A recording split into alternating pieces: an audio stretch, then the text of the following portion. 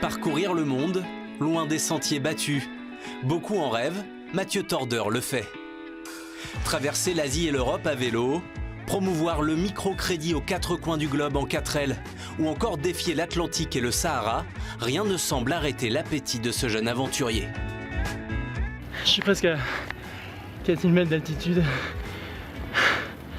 Je suis parti de 1000 ce matin. C'est dur. À 26 ans, il a déjà parcouru 100 000 km dans 90 pays. Un carnet de voyage bien rempli qui fait de lui le plus jeune membre de la Société des explorateurs français.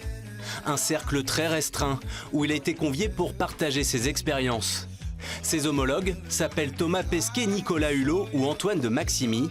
Une belle récompense pour le Normand et une sacrée carte de visite pour la suite. Changement de décor pour découvrir son prochain défi. C'est à la lisière du périphérique parisien dans le bois de Boulogne que Mathieu s'astreint à un étrange rituel.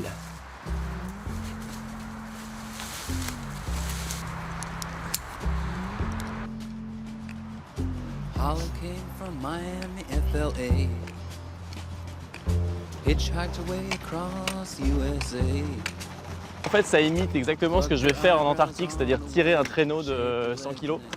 Et là, dans un environnement tempéré, je ne pouvais pas prendre mon traîneau, mais je peux le remplacer par des pneus. Donc j'ai connecté 2 pneus et qui sont connectés à mon harnais que j'aurai en Antarctique. Et en fait, je fais travailler mes bras, je fais travailler mon dos, je fais travailler mes jambes. Et je pourrais le faire dans une salle de muscu, mais je ne suis pas trop salle de muscu, donc je préfère venir ici, même si les gens me regardent un peu bizarrement. Ça me permet de m'entraîner avant l'effort à venir en Antarctique.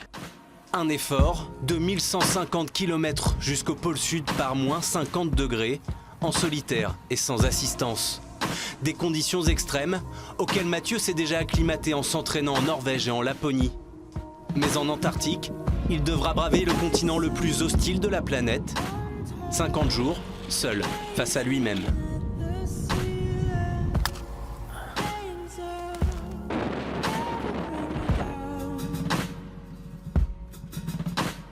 Je suis pas quelqu'un de nature très solitaire. En revanche, l'expérience de la solitude m'attire. Je pense que 50 jours à soi, à 26 ans, c'est du luxe, quoi. On peut se poser des questions, on peut réfléchir à pas mal de choses, parce que dans nos vies très rythmées, à tous, citadines, finalement, je pense qu'on peut arriver à 40 ans et se retourner et se dire il s'est passé quoi, finalement, j'ai pas fait vraiment ce que je voulais faire. Et là, c'est un peu l'occasion. Alors, moi, je saisis cette opportunité pour ça, mais c'est pas non plus une fuite ni une retraite, c'est vraiment une expérience que j'ai envie de vivre dans un territoire qui me fascine depuis que je suis enfant. Dans son appartement parisien, l'expédition prend forme. Grâce à ses sponsors, Mathieu dispose d'un équipement de pointe, des vêtements thermiques en passant par les panneaux solaires jusqu'au téléphone satellite, rien ne manque. Je ne serais pas parti dans ce genre d'expédition sans savoir que j'avais un filet de sécurité, c'est-à-dire que moi je suis un aventurier, mais je ne suis pas non plus une tête brûlée. J'essaye de calculer les risques, les minimiser, les accepter et les maîtriser. Mais si je n'avais pas ce filet de sécurité-là, non, je ne me lancerais pas dans ce genre d'aventure. C'est important pour moi de savoir que j'ai la possibilité d'être secouru si jamais j'ai un vrai pépin. Grand départ, le 11 novembre prochain. Au bout du chemin, pour le jeune homme de Mont-Saint-Aignan, la possibilité de devenir le premier Français à réaliser cette performance.